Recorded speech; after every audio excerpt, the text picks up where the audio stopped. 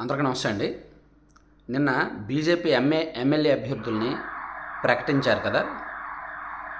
So ఈ BJP MLA అభ్యర్థులు 10 నియోజకవర్గాల్లో ఎవరికి పాజిటివ్ ఉంది, ఎవరు గెలిచే అవకాశం ఉంది, ఉన్నదన్నట్టు ఇప్పుడు ఉన్న పరిస్థితి మేరకు, ఇప్పుడున్న గ్రౌండ్ పరిస్థితి మేరకు అవకాశాలు ఎలా ఉన్నాయి అనేది చెప్తారు. ఎందుకో బాగా తేడా కొట్టే అవకాశం కనిపిస్తుంది, అందుకే ఉన్నదన్నట్టు చెప్పేస్తా. సో ఏలూరు జిల్లాలో కైకలూరు నియోజకవర్గం నుంచి కామినేని శ్రీనివాస్ గారు పోటీ చేస్తున్నారు.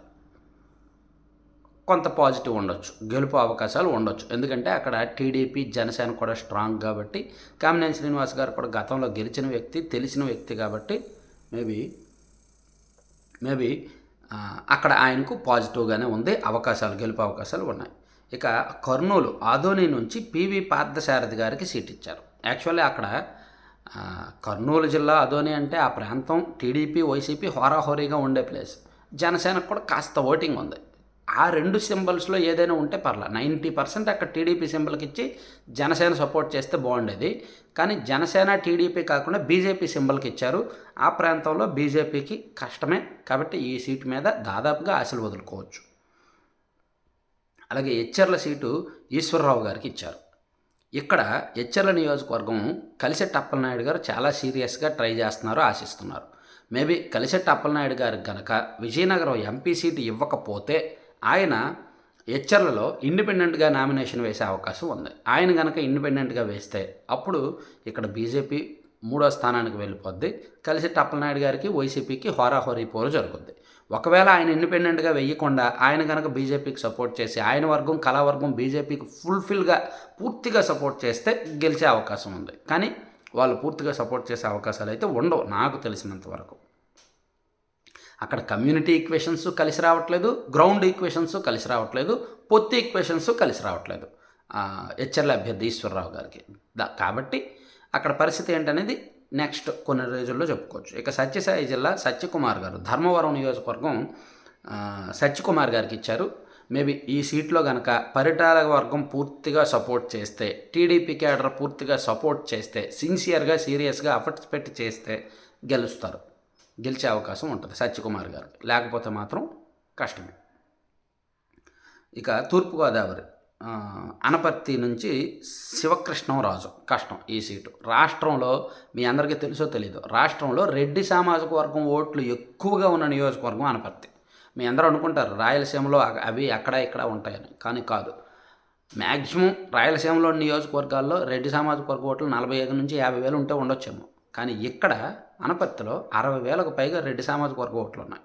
సో ఇక్కడ శివకృష్ణరాజు గారికి ఇచ్చారు బీజేపీ. కాస్త కష్టం, అది వైసీపీకి కేక్కువ అనుకుంటున్నా, చూడాలి. ఆ సీటు రాజమండ్రి పార్లమెంట్ సీటుకు కూడా ఎఫెక్ట్ ఉంటుంది ఖచ్చితంగా. ఈ అనపర్తి అసెంబ్లీ సీటు రాజమండ్రి పార్లమెంటుకు కూడా ఎఫెక్ట్ ఉండొచ్చు మేబీ. ఇక విజయవాడ వెస్ట్ సుజనా చౌదరి గారు పోటీ చేయబోతున్నారు. సుజనా చౌదరి గారు మొదటిసారిగా ప్రత్యక్ష ఎన్నికల్లో బరిలోకి దిగుతున్నారు.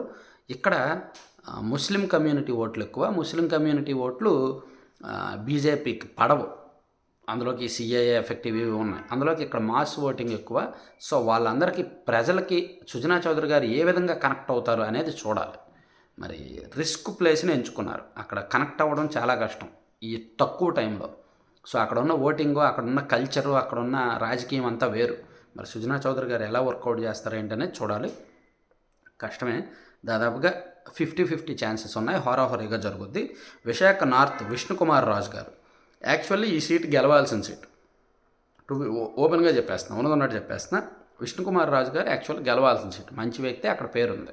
అలాగే అక్కడ టీడీపీ క్యాడర్ కూడా విష్ణుకుమార్ రాజు గారికి సపోర్ట్ చేస్తారు, టీడీపీ జనసేన క్యాడర్ కూడా.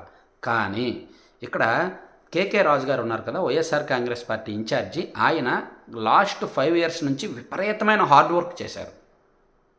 గత ఎన్నికల్లో ఓడిపోవడంతో ఈ ఎన్నికల్లో ఖచ్చితంగా గెలిచి తీరాలని బాగా హార్డ్ వర్క్ చేశారు. అన్ని రకాలుగానూ హార్డ్ వర్క్ చేశారు, అన్ని రకాలుగా. సో ఫైనాన్షియల్గా కూడా కొంచెం ఎక్కువగానే పట్టుకున్నారు. కాబట్టి అంత ఈజీగా వదిలే టైప్ కాదు ఆయన. ఈ నియోజకవర్గం అయితే హోరాహోరీగా జరుగుతుంది. అందరూ అనుకుంటారు విష్ణుకుమార్ రాజు గారు ఈజీగా గెలిచేస్తారని. కానీ అక్కడ కేకే రాజు గారు చాలా సిన్సియర్గా సీరియస్ ఎఫర్ట్స్ పెడుతున్నారు. తన లైఫ్ అండ్ డెత్ ఇష్యూగా ఆయన ఈ ఎలక్షన్ తీసుకుంటున్నారు కాబట్టి కొంచెం ఇబ్బందికరం. ఇక అరకు వ్యాలీ రాజారావు గారికి ఇచ్చారు. No chance. జమ్మలమడుగు ఆదినారాయణ రెడ్డి గారికి ఇచ్చారు. మేబీ కాస్త పోటాపోటీగా ఉంటుంది. ఇక బద్వేలు ఎస్సీ నియోజకవర్గం ఏమో బొజ్జా రోషన్ గారికి ఇచ్చారు. No chance. సో ఓవరాల్గా ఒక 3 లేదా 4 ఆశించవచ్చు. ఈ వీడియో నేను ఎన్నో తేదీన చేస్తున్నా, మార్చి 28వ తేదీన ఈ వీడియో చేస్తున్నా. సేవ్ చేసి పెట్టుకోవచ్చు. బీజేపీకి ఇచ్చిన స్థానాల్లో మొత్తం 10 అసెంబ్లీల్లో మ్యాక్సిమం 5 ఆశించవచ్చు, లేదా 4. 5 కంటే దాటైతే మాత్రం రావని నేను అనుకుంటున్నా, నాకున్న పొలిటికల్ కామన్ సెన్స్ ప్రకారం. Thank you.